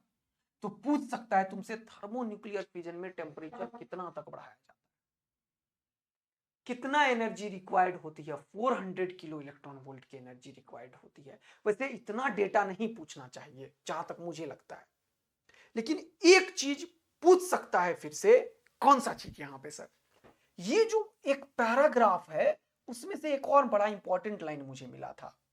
The interior of the sun has the temperature of 1.5 into 10 का power 7 kelvin, which is considerably less than the estimated temperature required for the fusion of a particular average energy. Clearly, fusion in the sun involves protons whose energies are much above average energy. यानी कि जो सन के अंदर energy होता है उसमें क्या involve है, हाइड्रोजन या प्रोटॉन? तो ये क्लियरली लिखा है प्रोटॉन इन्वॉल्व है। तो एक और क्वेश्चन बना था एनसीईआरटी में, वो दिखाता हूं क्या। एक बार क्वेश्चन पूछा है कि nuclear fusion process the suitable nuclei are. तो ये तो पता है कौन सा न्यूक्लियर फ्यूजन में क्या होगा, फ्यूज कर रहा है, तो सुटेबल न्यूक्लियाई कौन सा होगा, छोटे वाले। तो any nuclei, heavy nuclei, light nuclei, light nuclei answer होगा। दूसरा क्वेश्चन है सोलर एनर्जी मेनली कॉज्ड, 2003 का क्वेश्चन है। ये तुमको मैं नोट्स दूंगा मेरे आदित्य आनंद फिजिक्स वाले टेलीग्राम चैनल पे, उस पे देखना ये क्वेश्चन जाके। Solar energy is mainly cause due to gravitational force, नहीं बर्निंग ऑफ हाइड्रोजन, अरे नहीं, क्लियर बोला एनसीईआरटी ने। क्या? Fusion of protons during synthesis of heavier element. ये आंसर है इसका। देखो कितना बढ़िया लाइन एनसीईआरटी से उठाया गया है, कितना बढ़िया लाइन एनसीईआरटी से उठाया गया। देख रहे हो, मजा आ रहा है तुम्हें अब? तो ये जो एनसीईआरटी का लाइन है ना बेटा, यहां से क्वेश्चन बन सकता है, यहां से क्वेश्चन बन सकता है। अब इसने एक और लाइन बोला, the fusion reaction in the sun is multi step process in which the hydrogen is burned into helium. अब यहां पे बच्चे लोग कंफ्यूज्ड होंगे। तो ये पहले स्टेप में तो एक्चुअल में क्या होता है कि हाइड्रोजन हाइड्रोजन मिलके ये बनता है, फिर ये बनता है, फिर ये बनता है, फिर अंतिम प्रोसेस में वहां तक पहुंच जाता है। वो वाला प्रोसेस सबसे लास्ट स्टेप है, लेकिन यहां पे बीच में लिखा है कि लास्ट स्टेप तब होगा जब बाकी सारे स्टेप होंगे। तो यहां पे तुम लोग समझो इस लाइन को और इस पैराग्राफ को पूरा अच्छे से, तब तुम्हें क्लियर पिक्चर आएगा कि कब किसका आंसर है। तो सुनो, यहां पे लिखा है thermonuclear fusion is a source of energy output in the interior of stars. अगर एक और क्वेश्चन पूछता है कि स्टार्स, इंटीरियर ऑफ स्टार में कौन सा एनर्जी रिस्पॉन्सिबल है, तो थर्मोन्यूक्लियर, कौन सा फ्यूजन, थर्मोन्यूक्लियर फ्यूजन, ये पूछा जा गया है भाई। तो ये लाइन पैराग्राफ बहुत इंपॉर्टेंट है, इसको जरूर रीड करना एनसीईआरटी का। दूसरा, the interior of the sun has a temperature 10 का power 7 which is considerably less than the estimated temperature required for the fusion। Fusion के लिए टेम्परेचर 10 का पावर 9 चाहिए, जो ऊपर में बताया था मैंने, लेकिन यहां पे 10 का पावर 7 है, तो वो कम है, तब भी फ्यूज कर रहा है। कहां पे?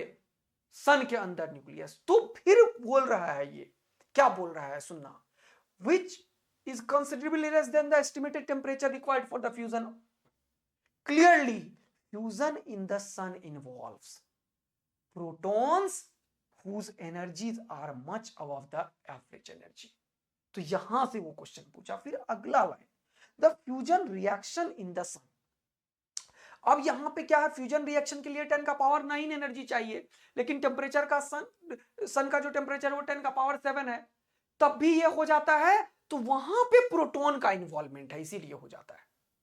फिर अगला लाइन बोला है, the fusion reaction in the sun is, नहीं, वेट, कहां पे था, clearly fusion of sun involve proton proton, ठीक है। फिर अगला लाइन सुनो, the fusion reaction in the sun is a multi step process in which the hydrogen is burned into helium, thus the fuel in the sun is hydrogen in its core। ये भी पूछ सकता है, the proton cycle by which this occur represented by the following set of equation. तो ये दो अलग अलग चीज है। अगर सिंपली तुमसे पूछता है कि फ्यूजन जो सन के अंदर है वो क्या इन्वॉल्व करा रहा है, जो अभी पढ़ाया था, एक्चुअल सोर्स ऑफ एनर्जी क्या है, तो प्रोटॉन का एनर्जी है, प्रोटॉन का एनर्जी है सिंथेसिस में। लेकिन दूसरा चीज क्या है, दूसरा चीज है the fuel in the sun is the hydrogen in its core. तो ये दोनों एक लाइन को डिस्टिंग्विश करने वाला क्वेश्चन आएगा, तो ढंग से पढ़ना। इस क्वेश्चन को फिर से पढ़ता हूं मैं ताकि तुम कंफ्यूज ना हो। बोल रहा है solar energy is mainly caused due to, तो यहां पे बोल रहा है क्या, burning of hydrogen into oxygen. ऐसा थोड़ी लिखा हुआ था, नहीं लिखा हुआ था। फिर ग्रेविटेशनल नहीं, फ्यूजन ऑफ यूरेनियम नहीं, तो क्या था, fusion of protons during synthesis of heavier element. तो अपने आप तुम्हें चार ऑप्शन में एक सही मिलेगा अगर तुम सही समझ के गए तो। डन। एक और क्वेश्चन सॉल्व करते हैं। देखो ये आ सकता है एग्जाम में, इसलिए मुझे इतना डर लग रहा है, तुम लोग गलती मत करो। एक और क्वेश्चन पढ़ते हैं। बोल रहा है in any fusion reaction the ratio of mass of the fission product in any fission process. Fission मतलब ब्रेक हुआ, फिशन मतलब ब्रेक हुआ, फिशन मतलब ब्रेक हुआ, न्यूक्लियस क्या हुआ, टूट गया। तो बोल रहा है इन एनी फिशन प्रोसेस, जैसे एक न्यूक्लियस है, ये दो में कन्वर्ट हो गया, ठीक, सुनना ध्यान से, एक न्यूक्लियस है, ये दो में कन्वर्ट हुआ, तो क्या हुआ, ये जब दो में कन्वर्ट हुआ तो इसका बाइंडिंग एनर्जी पर न्यूक्लियॉन्स, इसका बाइंडिंग एनर्जी पर न्यूक्लियॉन्स ज्यादा होगा, तभी इसमें कन्वर्ट हुआ है ये दोनों। ध्यान से देखो, लेकिन इस प्रोसेस में कुछ एनर्जी पक्का यहां पे ये रिलीज किया होगा, तभी ये स्टेबल न्यूक्लियस है, और ये अनस्टेबल होगा तभी ये क्या किया है, बना है। सुनो ध्यान से, ये ब्रेक हुआ, ब्रेक हुआ यानी कि इसका एनर्जी जो है वो क्या है, जल्दी बताओ, इसका एनर्जी कम होगा, बाइंडिंग एनर्जी पर न्यूक्लियॉन ज्यादा होगा। इसका ये मतलब नहीं है कि इसका एनर्जी ज्यादा होगा, बहुत इंपॉर्टेंट लाइन है, बाइंडिंग एनर्जी पर न्यूक्लियम इज ग्रेटर, इसका मतलब वो मोर स्टेबल है उस। लेकिन अगर ये अनस्टेबल न्यूक्लियस ब्रेक होके दो बनाया, मतलब इसका एनर्जी ज्यादा था, इसका स्टेबल न्यूक्लियस है, तो ये एनर्जी कम होगा। तो एनर्जी इक्वेशन से क्या होगा, एक एनर्जी ये रिलीज कर देगा। तो फिर से तुम ध्यान से सुनो, तो ये जो प्रोडक्ट बनेगा उसका मास जो होगा वो हमेशा इसके मास से कम होगा। तो यही पूछ रहा है the mass of the fission product, तो इन दोनों का जो मास होगा वो इसके मास से कम होगा। तो ऊपर में कम वाला मास है और नीचे बड़ा वाला मास है, तो इसका रेशियो क्या होगा बताओ, हमेशा लेस देन 1 होगा। तो ऑप्शन है less than 1, greater than 1, equal to 1, depends on mass. देख लो कैसे क्वेश्चन पूछ रहा है न्यूक्लियस के ऊपर थियोरेटिकल। एक और क्वेश्चन देखो, मैंने अभी तुरंत ये पूछा था, in the nuclear fusion process the masses of the fusing nuclei M1 and M2, M1 और M2 मिला, ये छोटे छोटे न्यूक्लियस मिले, और क्या बना, फ्यूजन प्रोसेस में ये दोनों मिला, and the masses of the resultant nuclei is M3। तो मैंने अभी तुरंत बताया ये M3 जो होगा वो क्या होगा, कम होगा M1 प्लस M2 से। तो ये ऑप्शन में यही था, M1 M3 बराबर M1 plus M2, M3 is greater than M1 plus M2 modulus, और M3 is lesser than M1 plus M2। तो क्या तुम लोग को ये जो मैं मेहनत किया तुम्हारे लिए ये समझ आया पक्का अच्छे तरीके से? तो ये एनसीईआरटी का लाइन एक बार रीड करके ये जो पीडीएफ दे रहा हूं उसको देख लेना, इसके सबके क्वेश्चन का आंसर बगल में नंबर वाइज मैं लिख दूंगा। समझ आ गया बेटा? तो ये मैं तुम्हारे लिए मेहनत किया था ताकि फिशन और फ्यूजन पे अगर रिएक्शन आए तो तुम डरो नहीं, तुम्हें इतना चीज पढ़ा दूंगा। बाइंडिंग एनर्जी पढ़ा दिया तुम्हें मैं, अब दो चीज और पढ़ाऊंगा, बस खत्म, 5 मिनट और लूंगा बस। अब एनसीईआरटी ने एक और लाइन दे रखा है, क्या, एक और पैराग्राफ है जिसमें कि लिखा हुआ है आइसोटोप्स का डेफिनेशन, तुम्हें पता है ये चीज, इसीलिए आइसोबार्स का डेफिनेशन तुम्हें पता है ये चीज, आइसोटोन्स का पता है तुम्हें ये चीज। तो आइसोटोप्स जो है वो क्या है, same number of proton but different number of neutron, इसको क्या बोलते हैं, आइसोटोप्स। कोई दिक्कत नहीं है, इसके दो एग्जांपल है, देख लेना है, ठीक। फिर क्या है, आइसोटोप, समझ में आ गया तुम लोगों को। फिर दूसरा क्या है, जल्दी से बताओ, जल्दी से बताओ, बार। All nuclei with same mass number are called isobar. फिर क्या है, एक और थ्योरी, क्या, nuclei with same neutron number but different atomic number, इसका एग्जांपल तो है, इज कॉल्ड आइसोटोन्स। तो मैंने दो क्वेश्चन ढूंढ के लाया तुम्हारे लिए कि कौन सेट जो है वो रिप्रेजेंट करेगा आइसोटोन आइसोबार को, तो वो देख लो, तीनों के डेफिनेशन के अकॉर्डिंग जो मैच होता है वो ढूंढ लो। कौन सा इसमें जो है वो है आइसोटोन्स, तो डेफिनेशन बता दिया, आइसोटोन्स का न्यूट्रॉन का नंबर सेम होगा, तो ढूंढ लो वहां पे। लेकिन न्यूट्रॉन का नंबर तो क्या है, न्यूट्रॉन नंबर n सेम होगा, बट डिफरेंट एटॉमिक नंबर होगा, ये याद रखना, एटॉमिक नंबर नीचे होता है। तो ये क्वेश्चन, ये चैप्टर में काफी थ्योरी पे ऊपर क्वेश्चन इस बार आने की संभावनाएं बन रही है, और इसका आंसर मैं अभी अपने नोट्स में दे दूंगा। एक लास्ट चीज पढ़ाना बाकी है, वो क्या है सर, जल्दी से पढ़ा दीजिए बस अब। यस, वो है बेटा alpha beta and gamma decay. ये लाइन एनसीईआरटी ने लिख रखा है। अल्फा डीके होता है जिसमें कि कोई भी जो न्यूक्लियस है, देखना ध्यान से, जेड और ए, ये अगर अल्फा डीके कर दिया मेरे दोस्त, तो ये अल्फा होता है हीलियम 24। तो अल्फा निकला मतलब क्या बनेगा, यहां पे देखो क्या बनेगा, यहां पे देखो जल्दी से, एक दूसरा डाउटर न्यूक्लियस बनेगा वाई, और यहां पे बनेगा हीलियम 24। तो जब यहां पे 2 बना हीलियम का, तो एटॉमिक नंबर 2 से कम हो गया, और 4 बना हीलियम का, तो एटॉमिक मास नंबर 4 से कम हो गया। यानी कि जब भी कभी अल्फा डीके होता है, तो नंबर ऑफ प्रोटॉन 2 से डीके होता है, नंबर ऑफ न्यूट्रॉन भी 2 से डीके होता है। तो फाइनली क्या होता है, एटॉमिक मास में प्रोटॉन और न्यूट्रॉन दोनों होता है, तो ये 4 से डीके हो जाता है। इतना ही जानना है, बस खत्म। बीटा डीके दो तरीके का होता है, बीटा माइनस डीके और बीटा प्लस डीके, समझना ध्यान से। बीटा माइनस डीके में इलेक्ट्रॉन होता है डीके, क्योंकि बीटा माइनस डीके इलेक्ट्रॉन को ही बोलते हैं। इसमें क्या होता है, न्यूट्रॉन जो न्यूक्लियस के अंदर में है, वो अपने आप को कन्वर्ट कर देता है प्रोटॉन में, इसीलिए इलेक्ट्रॉन को बोलते हैं सब एटॉमिक पार्टिकल, उसे ब्रेक नहीं किया जा सकता। न्यूक्लियस में न्यूट्रॉन प्रोटॉन में, प्रोटॉन न्यूट्रॉन में कन्वर्ट होता रहता है, अनस्टेबिलिटी को स्टेबल बनाने के लिए, n/z रेशियो को फिक्स करने के लिए। तो बीटा माइनस डीके में न्यूट्रॉन कन्वर्ट होता है प्रोटॉन में, और एक चीज बनाता है कॉल्ड बीटा पार्टिकल, जिसे बोलते हैं हम इलेक्ट्रॉन। ये एक्चुअल में बीटा पार्टिकल है, बीटा माइनस या बीटा इलेक्ट्रॉन को ही बोलते हैं। और एक और चीज निकालता है कॉल्ड एंटी न्यूट्रिनो, इसको बोलते हैं एंटी न्यूट्रिनो। जबकि बीटा प्लस में एक चीज बनता है कॉल्ड पॉजिट्रॉन। पॉजिट्रॉन क्या है, ये एंटी पार्टिकल है इलेक्ट्रॉन का, एंटी पार्टिकल ऑफ इलेक्ट्रॉन है। तो इसमें क्या होता है, बीटा प्लस डीके में प्रोटॉन कन्वर्ट होता है न्यूट्रॉन में, और एक चीज बनाता है कॉल्ड पॉजिट्रॉन, एंड एक चीज बताता है कॉल्ड न्यूट्रिनो।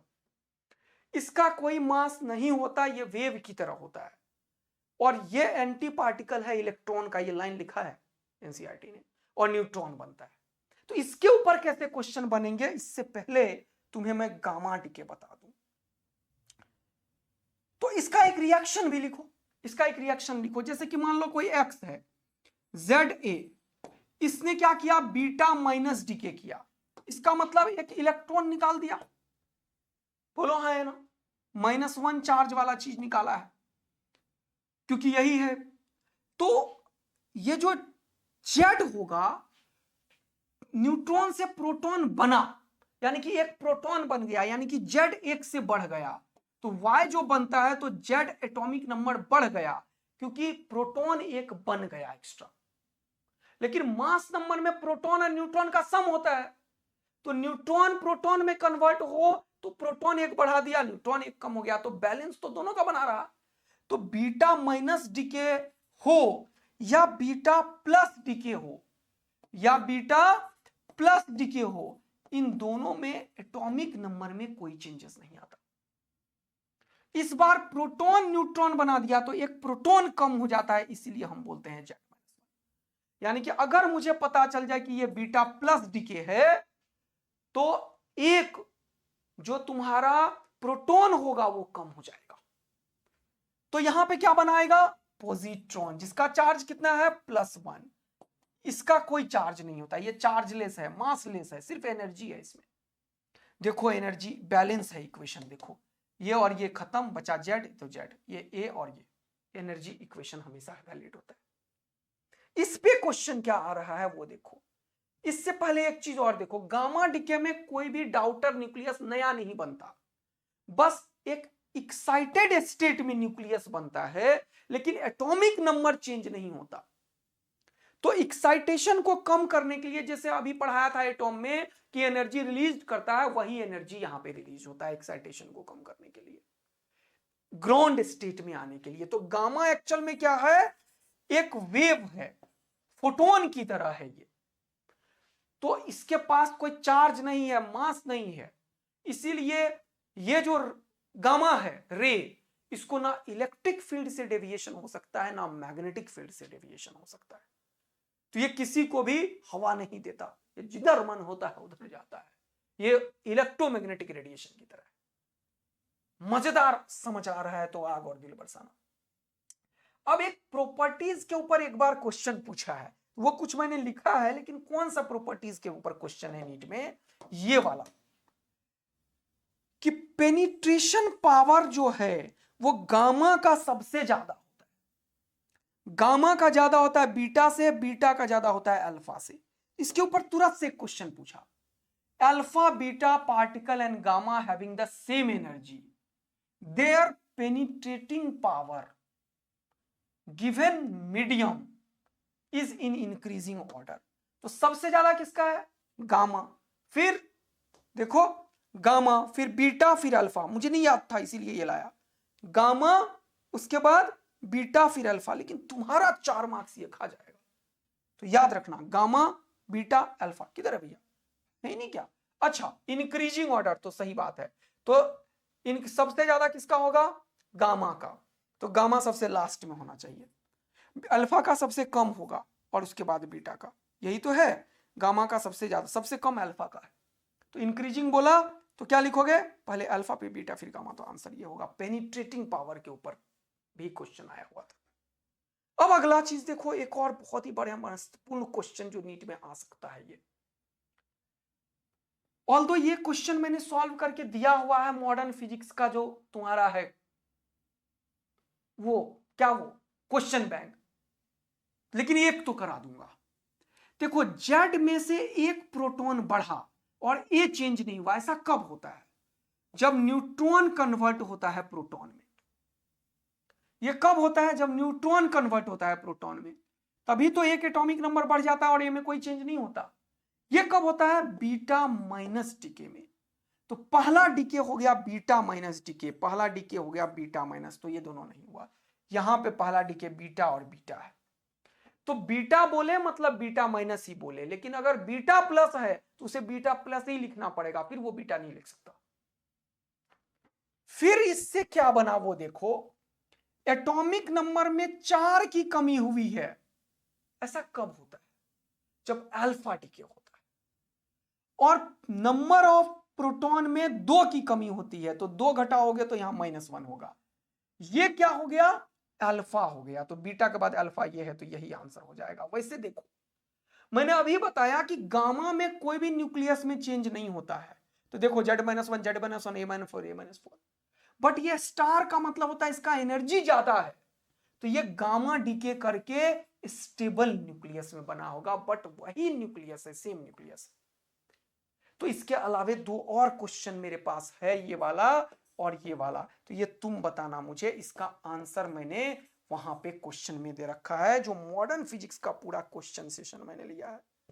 एक क्वेश्चन और देखो, रेडियस ऑफ द न्यूक्लियस कितना है, अभी बताया था न्यूक्लियस का रेडियस फेम्टोमीटर के रेंज का है, 15 10⁻⁻15 के रेंज का है, और ये क्वेश्चन करवा दिया। तो तुम्हें अगर मेरा आज का ये सेशन पूरा समझ में आया, तो एक बार एनसीईआरटी का फिशन एंड फ्यूशन रिएक्शन करके जरूर देख लेना। मैंने जो यहाँ पे कुछ क्वेश्चंस लाए हैं, इन क्वेश्चंस को मैं कॉपी करके नीचे वाले पेज में यहाँ पे इन सब क्वेश्चन जो कि तुम्हें आंसर करना है उसका आंसर जरूर लिख देता हूं। तो एक बार तुम लोग वेरीफाई जरूर करके देख लेना। अगर सेशन में मजा आ रहा है और मेरा मेहनत दिख रहा है तो आग और दिल बरसा देना। थैंक यू सो मच बच्चों।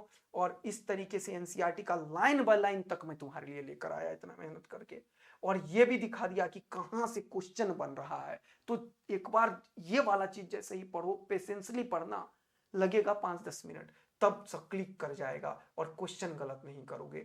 तो तुम्हें यहाँ पे क्वेश्चन जो जो बन सकता था वो सब बता दिया है। तो आई होप कि तुम्हारा क्वेश्चन बिल्कुल नहीं छूटेगा। यस, नहीं छूटने देंगे sir. Thank you so much बच्चा लोग। मिलेंगे एक और जबरदस्त सेशन में, तब तक के लिए बाय बाय। शुरू करेंगे कल optics, wave optics, ray optics, electrostatic, potential, capacitance और चार्जेस। तो मजेदार चल रहा है कहानी। Thank you, love you, bye. मिलते हैं 8 या 9 बजे। Thank you.